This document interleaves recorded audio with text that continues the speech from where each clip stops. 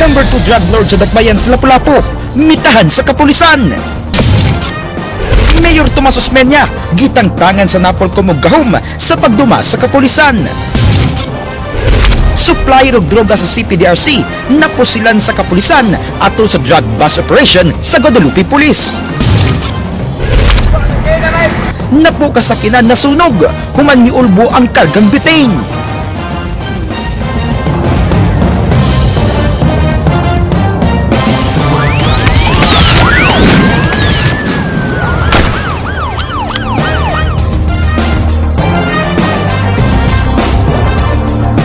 May hapon Subo, Kabisayan. Ang Aksyon Bisaya makita karon live sa Cebu Kapatid Facebook o Cebu Kapatid YouTube.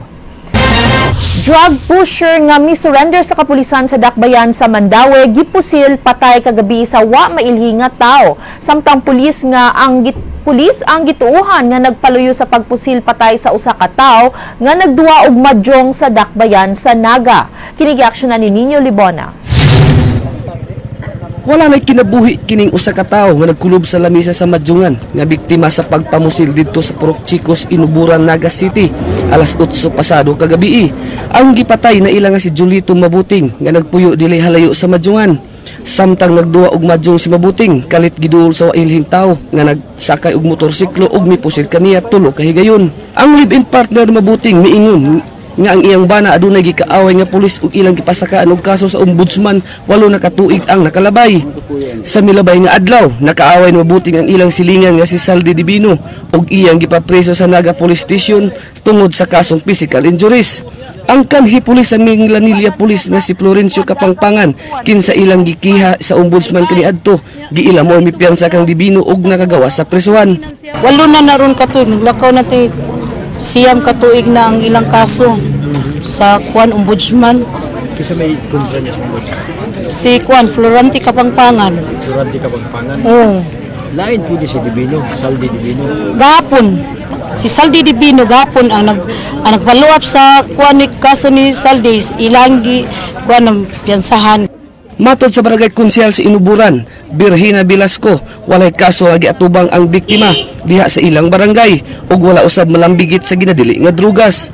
Pero sa inyong barangay, wa pa di siya ilang bigit o kwan? So far wala gini siya. Patay usab kining 38 anyos nga lalaki na ilang nga si Jinmar Carbajal samtang nakig-istorya sa iyang mga higala dito sa Block 29 Kanduman Housing, Mandaue City kagabi. Makita sa hulagway nga gigakos pa sa iyang asawa ang biktima nga wala nay kinabuhi nga nagkulob daplin sa karsada ug nakaangkon og pinusilan sa nagkadaiyang parte sa iyang lawas. Giimbestigar pa karon sa kapulisan sa Kanduman Mandaue Police Station ang pagpamusil. Niadtong unang semana ni ining bulana, misurrender na ang biktima sa kapulisan isip drug pusher. Lakip sa ilang gitanaw ang anggulo mao ang personal ni ini nga kontra. Hindi mga drug related sab siguro nga katong personal niya kuan base na ato sa padawon na ang say dool nga motibo. Alang sa Aksyon Bisaya, Nino Libuna, News 5. Dakpon sa kapulisan sa Central Visayas ang mayor sa Albuera kunimando kini sa Camp Crame. 88 million pesos nga shabu nakuha sa mga pulis sulod sa balay ni Mayor Rolando Espinosa sa Albuera, Leyte kagahapon. Si Espinosa aniya sa Sugbo ug gikatahong nagpatambal sulod sa usa ka hospital dinhi sa Sugbo. Unom ka mga tao nga sakop sa anak ni Mayor Espinosa nga si Kerwin Espinosa ang napatay sa usa ka anti-illegal drug operation sa Panimaya niini.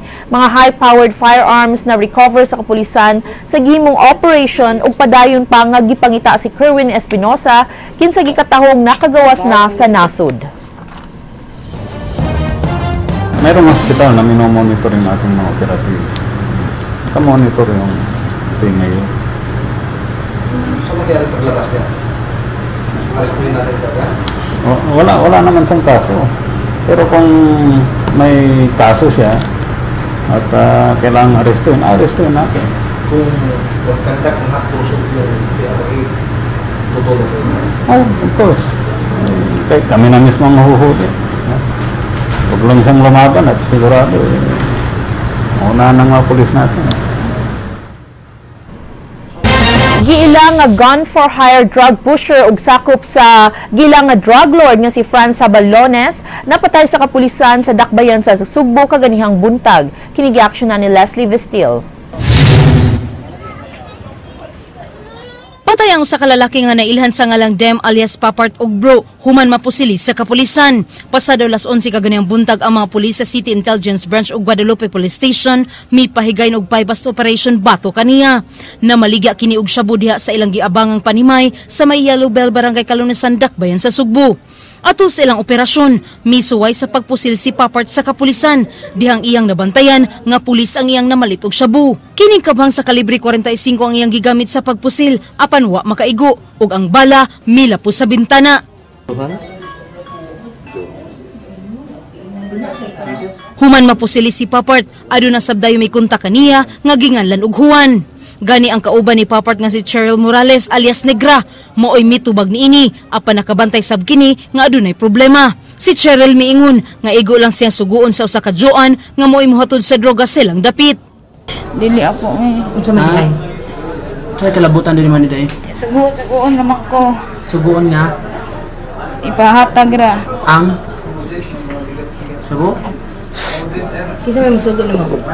Kisa may magsugo nimo? Si Juan. Ano nga? Ito sugo sa imo nga? Hatod?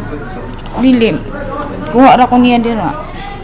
Matod sa hepe sa Guadalupe Police Station Chief Inspector Jose Hesto, si Papart mo itig supply og drogas sa CPDRC, pinaagi sa pag-eat sa ibabaw sa koral sa bilangguan.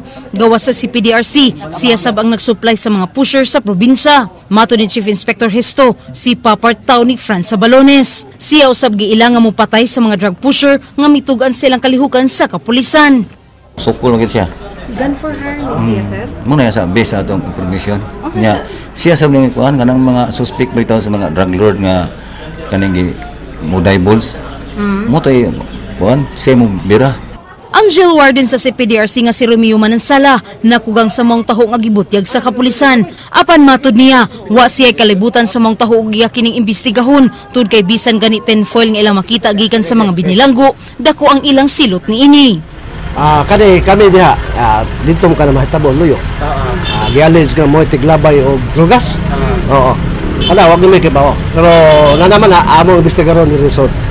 Pagkakaroon ni sa amo sod ultimo foil basta makita ang posisyon mo bunal. Ato ka sa solusyon pa daw. Alang sa Aksyon Bisaya, Leslie Caminade Vestil, News 5. Mipasalig ang Pangulo sa Kapulisan sa Central Visayas nga luwas ang number 2 drug personality sa Lapu-Lapu City ubos sa kustodiya sa mga pulis human kini mi-surrender. Kinigiaksyonan ni Leslie Vestil. 6 a.m. Mato ni Chief Superintendent Nolita Linyo, dugay na nilang gipangita si Rasul Pabilia, human nakadawat og impormasyon sa mga concerned citizens sa illegal nga kalihukan ini. Gilauman ni Talinyo nga makuhaan na ang supply sa shabu sa Lapu-Lapu City ug mga lugar nga gipang-suplayan ni Razul. Apan matod niya, aduna pay mas labaw pa ni Razul nga nag-una silang listahan. Kasi matagal natin pinapa-operate ito. Pinapa-hunting natin ito kasi siya yung isang palaging tinetek sa atin. Siya yung nagtutulak dyan, drug pusher dyan sa Lapu-Lapu City. Mato ni Talinyo, mi-surrender na kaniadto si Razul, apan mibalik kini sa pagpamaligya og shabu. Mipasalig si Talinyo sa seguridad ni Razul, ubos sa kustodiya sa kapulisan, human kini mo surrender kaganiha. Uyon si Talinyo, kung muhangyo si Razul nga anha lang una kini sa Lapu-Lapu City Police Office. Ito, matatakot sila dahil na lumabas dahil nga kasamahan din nila ang bibira sa kanila. Pero i-assure natin sila habang nandyan sila sa police station, walang mangyayari sa kanila. Pero pag bumalik sila ng kanilang lugar, pag totoong nagbago na, siguro wala nang mangyayari sa kanila. Alang sa Aksyon Bisaya, Leslie Caminade Vestil, News 5. Napulo ka mga sakyanan ang nangasunog pagkabangga sa truck nga nagkarga og mga refill butane canisters. Kinigiaksyonan ni Leslie Vestil. Kini Kini atubangan sa Dan Ryan Marketing, misila ubang mini truck ang gikargahan sa 6,000 ka mga butane canisters pasado alas 6 kaganiyang buntag sa San Isidro, Talisay. Matud pa niining naninda og tubig nga si Liza Ablin, nagbangga ang school service og mini truck nga gikargahan sa mga refilled butane canisters. Sunod nga nakita ni Ablin mo ang pagkalimbuad sa truck nga gikargahan sa mga refilled butane canisters og miulbo. Nagbangga diya, bang! Pagkabangga nila, ingkus itatay nga, hala, ni kaliring ang truck, kaliring, nasa na siya, ganyan, nagkanana na siya. Pagkabot niya, nituyok, yabo, pagkayabo niya, ni spark yan, lubot, pagsigay ko nga, istatay, dagan kay, buti lang karga, nakan na minito, sa unahan niya, wala, sugod na, ulbo na, dagko na kay mulbo. Makita nining amateur video nga kuha ni SFO2 Sherwin Alguso ang pagdilaab sa kayo. Nagbuto-buto ang mga canisters sama sa usa ka fireworks display. Duha ka mga sakyanan ang hingpit nga nasunog, samtang 5 ang nakan-an sa kayo, uban sa laing 3 ka motorsiklo. Pag-abot kinamo no, pag-abot kinamo niya, perti pag yung dakuha kay sa kayo. So automatically, firefighting na yun. Nagkalat ang mga butin, nagbuto na ang uban, ng kalagsi, ang ligsik, ang uban. Ang driver sa school service nga si Ricky Hiraldes nagkanayon nga kalit nga mibabag ang truck nga gimanihon ni Edmar Luwad. Padoon akong left turn kay guo naman. Wa ko kabantay nga kay nahinay ko kabantay nga kusog kay padagan siya. Kini nakaigo na mo.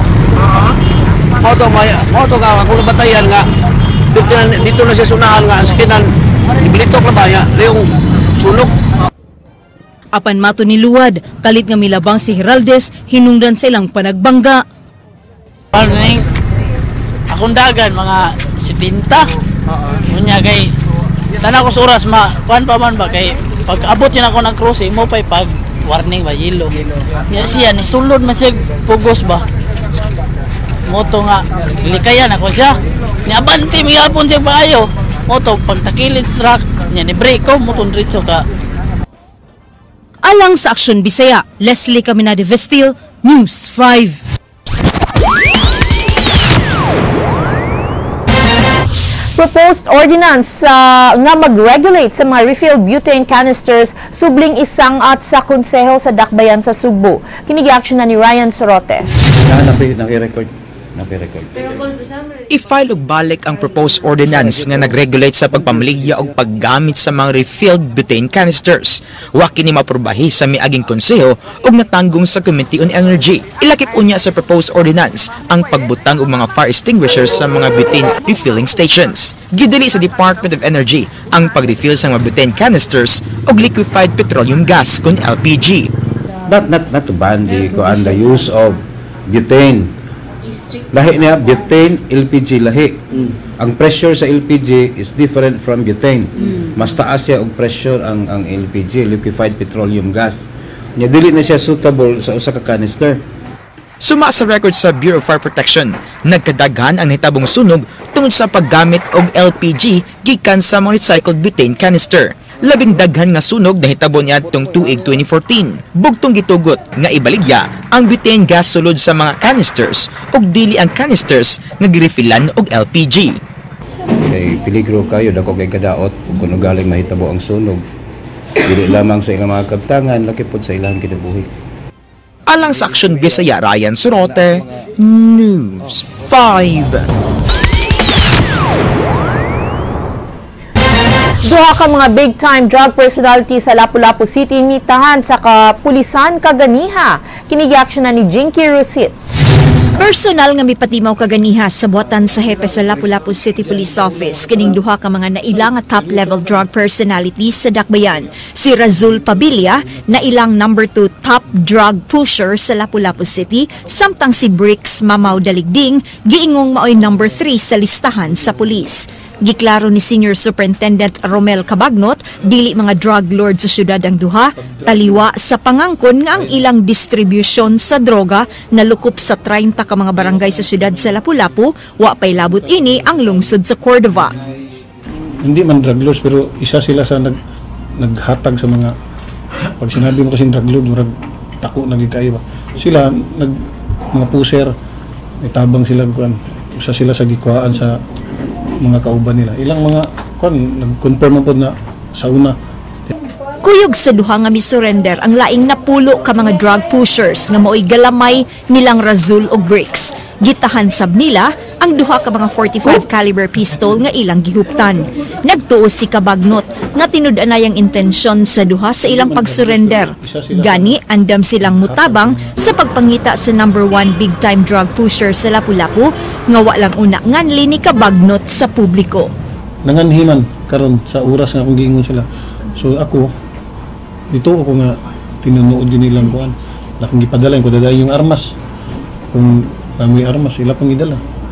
Giangko ni Bricks nga misud sa illegal nga negosyo apan dugay na nga mibiya tungod kay gusto na nga magbag-o.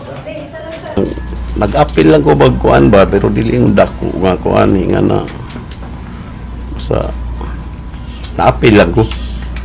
So dili ingon nga nagkuang gyud na maligya gud. Alang sa Aksyon Bisaya, Jinky Rosit, News 5. Anda mohatag og reward money si Lapu-Lapu City Mayor Paz Radasa sa makatug-an sa nahimutangan sa tinuod nga mipusil sa hepe sa CTMS nga si Frank Brazil. Matud ni Radasa, mahimo niyang kuhaon sa kaugalingong bulsa ang reward nga ihatag sa tinuod nga informant sa napusil ni Brazil.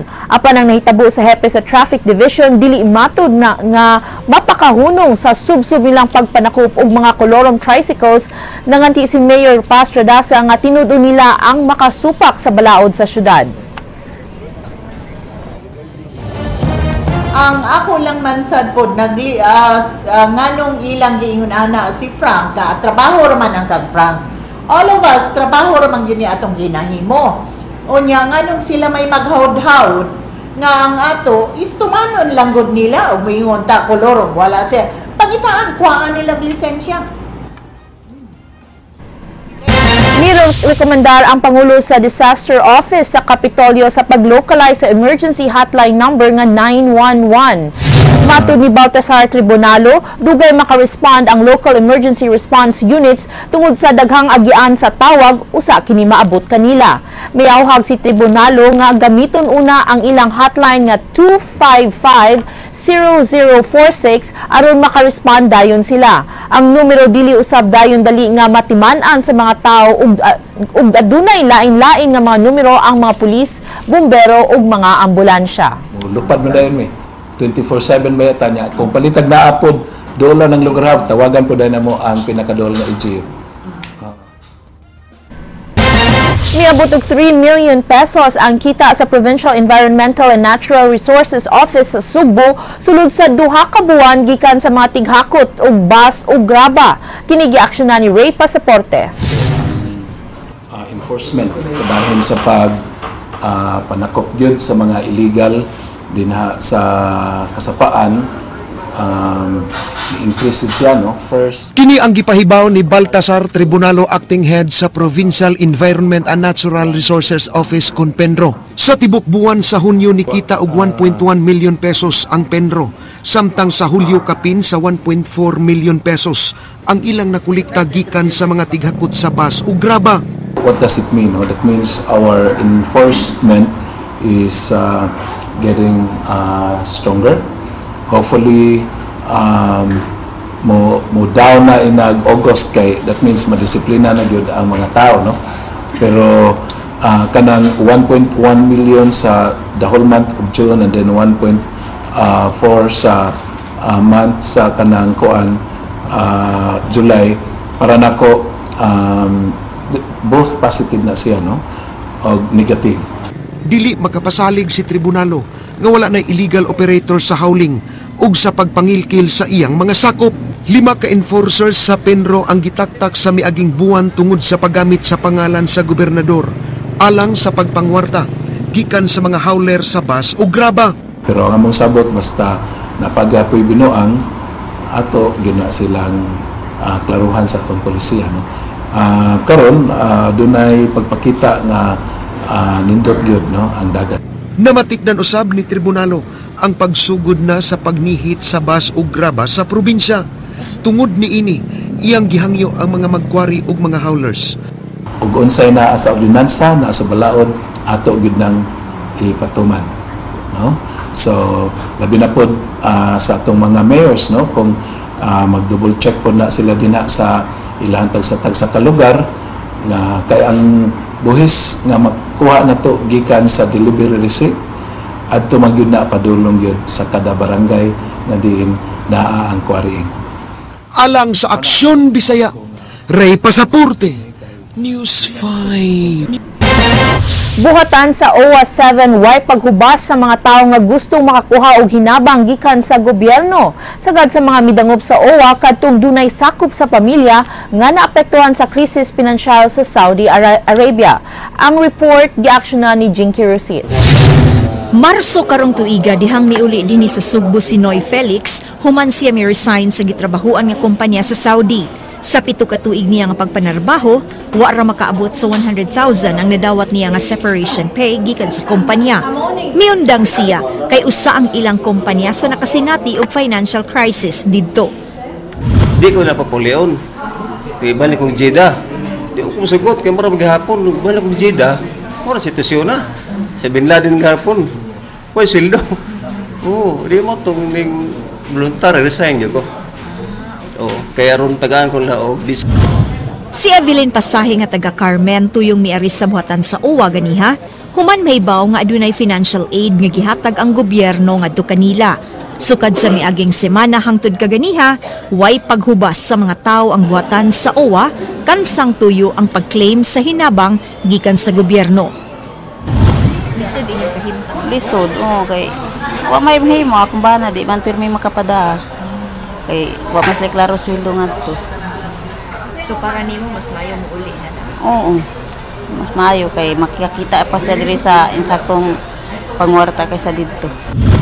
Matud sa OIC sa OWA 7, siyam ka mga kumpanya ang napektuhan sa krisis sa Saudi Arabia. Dinhi sa Sugbo, kapin sa 10,000 na kapamilya ang midangop sa ilang buhatan, sukad sa milabay nga semana.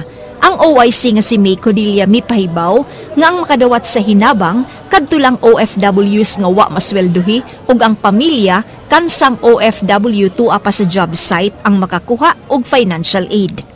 So katong na uli na nga nga moingon nga wa pa gyud sad sila nakaabot nakadawat sa ilahang mga unpaid salaries and benefits, will receive also 20,000 nga financial assistance. So mo ni siya ginabang to cushion the impact of this forced unemployment na displaced ang OFW.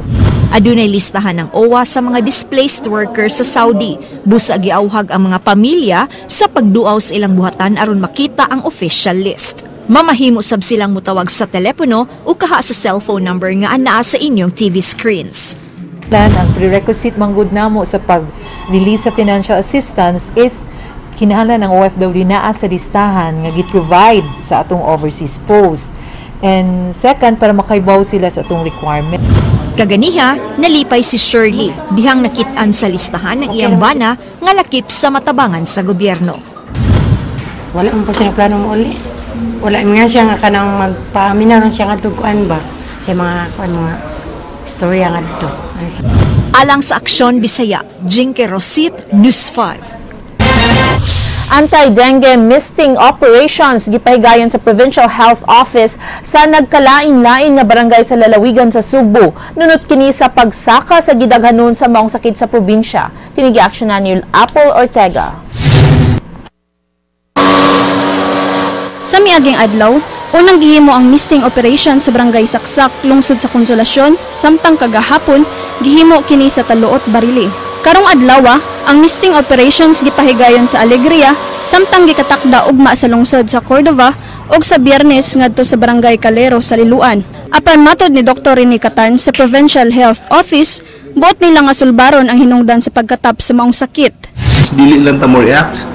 Kung na dengue cases, padung ta dito misting. I even think na,